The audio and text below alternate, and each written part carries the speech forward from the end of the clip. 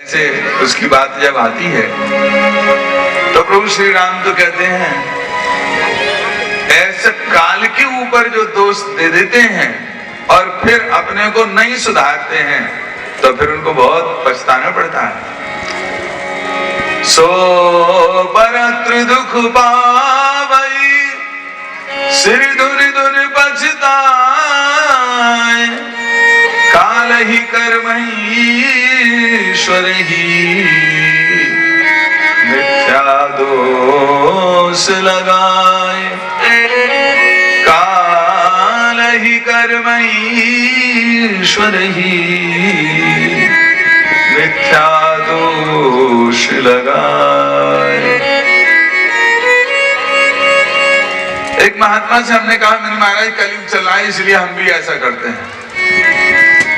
तो उन्होंने बड़ा सुंदर उत्तर दिया, बोले देखो कर्म का दंड पहले भी था, सतयुग में भी था, पहले भी था और आज भी है।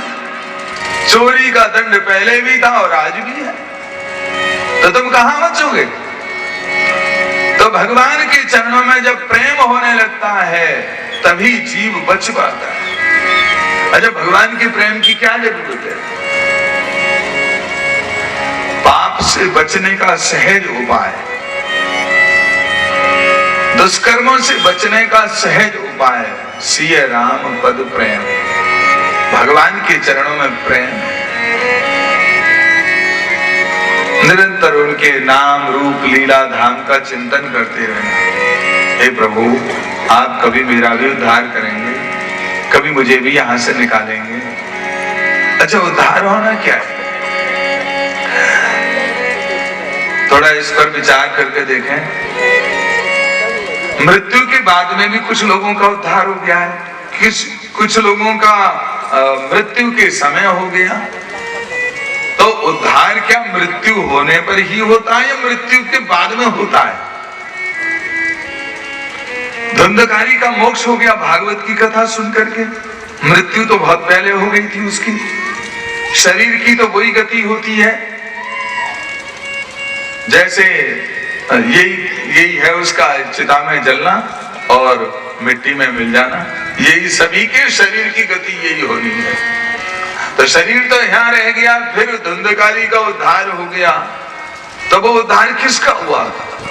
क्या चीज थी?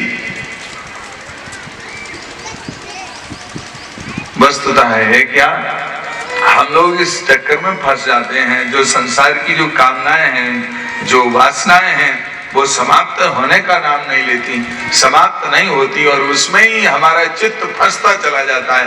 इतने फंस जाते हैं कि हमें फंसे हुए को सुख मालूम पड़ने लगता है और फिर औरों को भी फंसाने का काम करते हैं।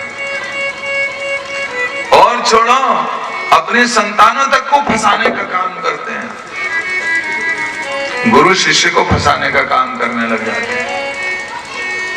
गुरु का कार्य तो फंदे से निकालने के लिए है, लेकिन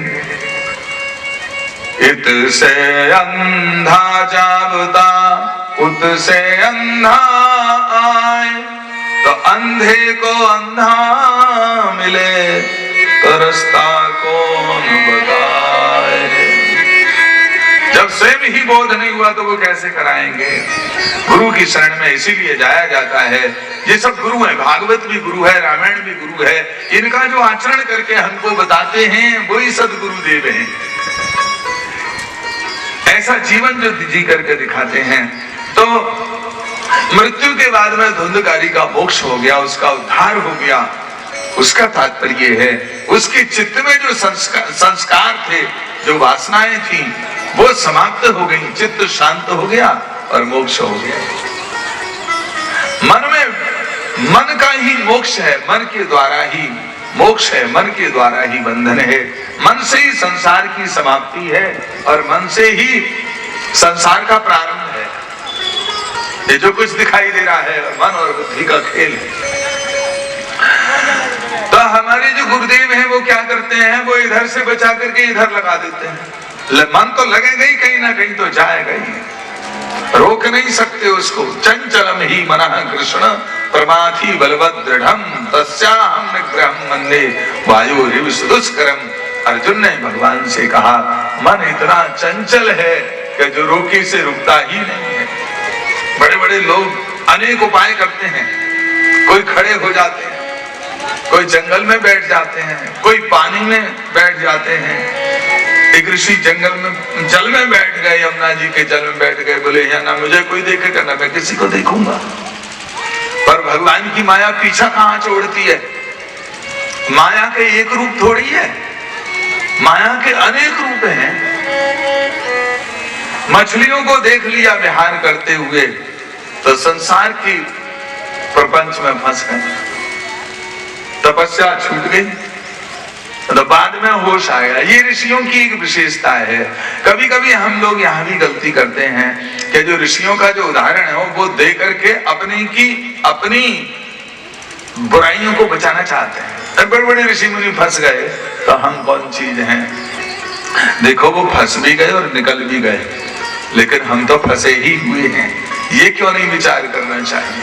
जितने भी ऋषि आए, विश्वामित्र जी आए, वो भी नीचे उतर के आए, संसार के क्षेत्र में उतर के आए, संसार के व्यवहार को उन्होंने स्वीकार किया, परंतु कितने समय तक? कुछ दिन के बाद में उन्होंने उसको छोड़ दिया।